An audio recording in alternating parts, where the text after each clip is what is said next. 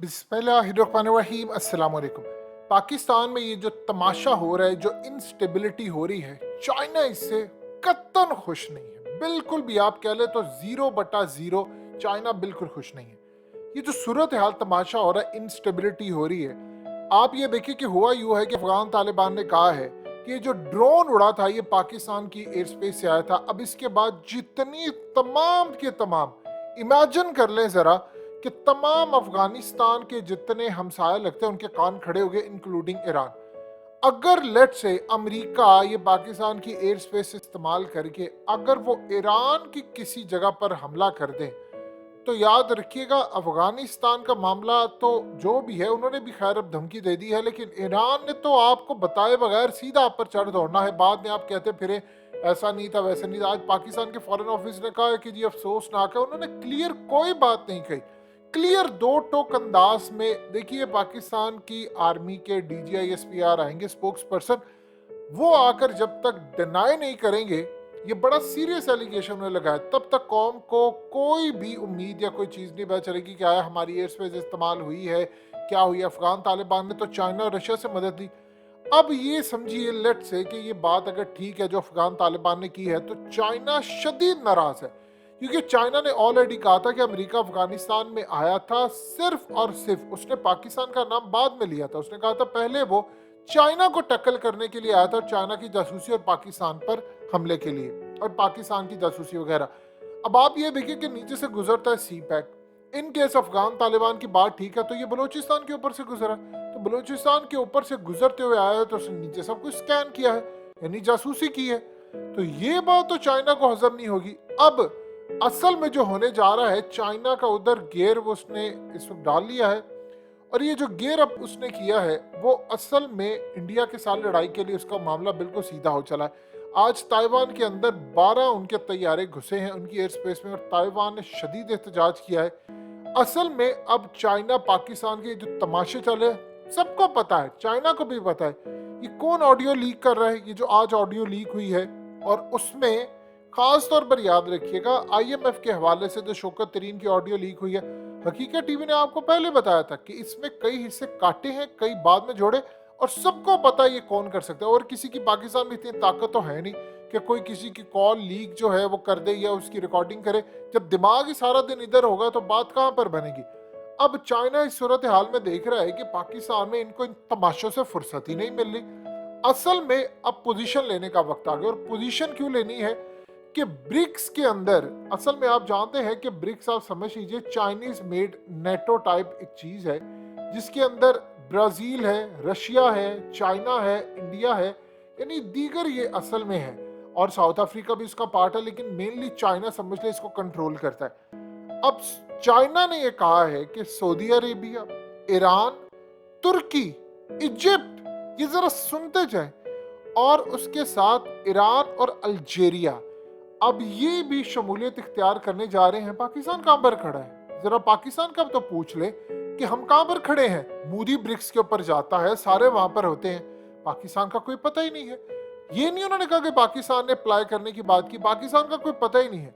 अब ये सारे का सारा जो पलड़ा है इस वक्त अरब ममालिक का, तुर्की का, वो सारा चाइना और रूस की तरफ जा रहा है। अब आप जरा गौर कीजिए चाइना क्यों पाकिस्तान से इन तमाम मामलात में खुश नहीं है, और वो कह रहे हैं ये बीमारी और तमाशे कब तक इन्होंने चलाने हैं। वो देख रहे हैं कि मिडिल ईस्ट जा रहा है इस वक्त चाइना की जानिब, रूस की जानिब, क्योंकि उनको फ्यूचर पता चल गया, अमेरिका का तो जवाल है। और पाकिस्तान क्या कर रहा है, वो अमेरिका के आगे लेटा हुआ है, वो अपने मुल्क में तख्ता उलट रहा है।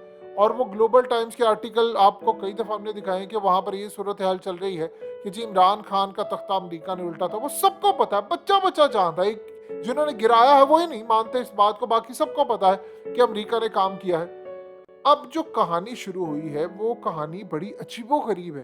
वो कहानी ये है कि अरब वर्ल्ड उधर आ रहा है और वो सब ने पोजीशन ले लिया, सब ने पोजीशन ले लिया है सिवाय पाकिस्तान के। पाकिस्तान के इर्द गिर्द जितना बॉर्डर है, चाइना की पोजीशन क्लियर है, ईरान की पोजीशन क्लियर है, अफगान तालिबान और अफगानिस्तान की पोजीशन क्लियर है, इंडिया ने पोजीशन क्लियर कर दिया कि उन्होंने रूस के साथ भी रहना है और अमेरिका के साथ भी रहना है, पोजीशन क्लियर कर चुके। आपका ही नहीं पता कि आप कहां पर खड़े हैं। आपके मुल्क का प्राइम मिनिस्टर जब इमरान खान थे वो कहता था मैंने रूस के साथ खड़े होना है, और दूसरी ताकत किसी और जानिब खड़ी थी।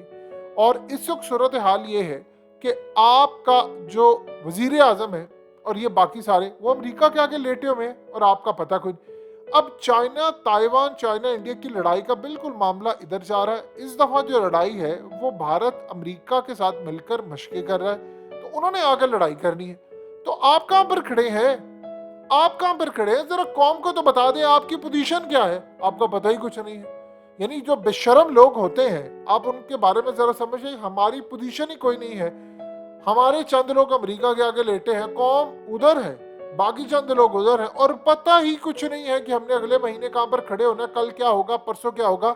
ये जो सैलाब आया है, इस इनिशियल जो एस्टीमेट था वो 3 से 4 अरब डॉलर था। अब ये एस्टीमेट 8 अरब डॉलर तक पहुंच गया है।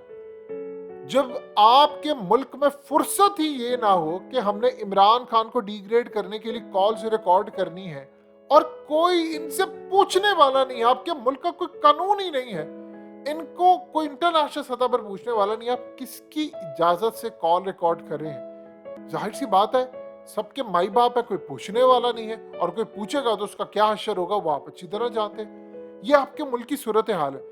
फुर्सत मिले लोकल सतह पर चाइना ये देख रहा है कि पोजीशन लेकर मेरे साथ खड़े हो और हम अपने जवेलों से नहीं बाहर निकले। सैलाब आ गया है और हालत ये हो रही है कि सैलाब में जाकर कुछ करते तो यहाँ पर ये सूरत हाल हो रही है कि लोग ताबन करें। अब भाई लोग इतना टैक्स देते हैं, वो पैसे जा कहाँ रहा है?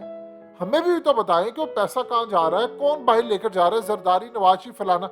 अब जाकर जी कौम आगे होकर चंदा दे। और भाई कौम तो सारी जिंदगी से देती आ रही है, कुछ तुम लोग भी अपनी जेबें ढीली कर लो। वो जो इतना लूटा है थोड़ा ले आओ, बाद में फिर लूट लेना। पाकिस्तान इधर ही कहीं भागा तो नहीं जा रहा, इतना लूटा है, थकते नहीं हो, कितनी जायदादें बनानी। ये इस वक्त सूरत हाल है। आप ये देखिए कि हमारे करीब तरीन जो बरादर इस्लामिक मुल्क हैं, अरब वर्ल्ड, वो सारे का सारा जा रहा है चाइनीज कैंप पे, रूस कैंप पे। और इमरान खान पहले ही उधर थे। सोचिए आप पहले उधर होते तो कितनी इज्जत होती। आप अमेरिका के आगे लेटे, आपका कोई मुस्तकबिल ही नहीं है, आपका कोई पता ही नहीं है कि आपके साथ होना क्या है, आप कहाँ पर खड़े हैं, आपके बारे में क्या। चाइना को पता ही नहीं है कि आप यहाँ पर, आप ईरान को देख ले, पोजीशन तो ली है, अफगानिस्तान को देख ले, पोजीशन ली है, आप सऊदी अरब को देख लें। जो सीखने आपने उस 36 साला लीडर मोहम्मद बिन सलमान से सीख ले, जो हमारे 70-75 साले बाबों जो लीडर है, जो नाम ने हाथ उनसे बेहतर है। अब यकीन कीजिए उस बंदे की हिम्मत को दाद को अमेरिका के सामने खड़ा हो गया। जवाब नहीं है उन लोगों का। और क्या उस बंदे ने हिम्मत दिखाई है कि सऊदी अरब की तारीख में शाह फैसल के बाद शायद ही किसी ने इतना जिगरा दिखाया। वो भी तो खड़ा है ना, क्या उसको परेशानी नहीं है? उसको सब पता है, लेकिन वो लड़ने के लिए तैयार है। और एक आप हो, आप देखिए वो चाइना के साथ भी अपना मामला तय करे हैं, और एक हम हैं जिनको पता ही क्यों नहीं। और चाइना जाहिर सी बात इस बात पर गुस्से होगा कि आप तमाशा कब खत्म होगा, ये क्या हो रहा है, ये नीचे आप स्कैन करवा रहे हैं, पूरे का पूरा ड्रोन जाता है, हम कह रहे नहीं करे। तो आप बताइए, वो कह रहे हैं जी गए हैं, तो फिर आया कहां से? उन्होंने देखिए पता सबको था आया कहां से है, बच्चे नहीं है। और यहाँ पर बैठकर टट्टू साफियों से कलवाया जा रहा है, वो नहीं वो तो किर्गिस्तान से आया है, नहीं वो तो फलाना से है, फलाना से है। और पता कौम को सारा है, तुम लोग के टोपी ड्रामे ही नहीं खत्म होते।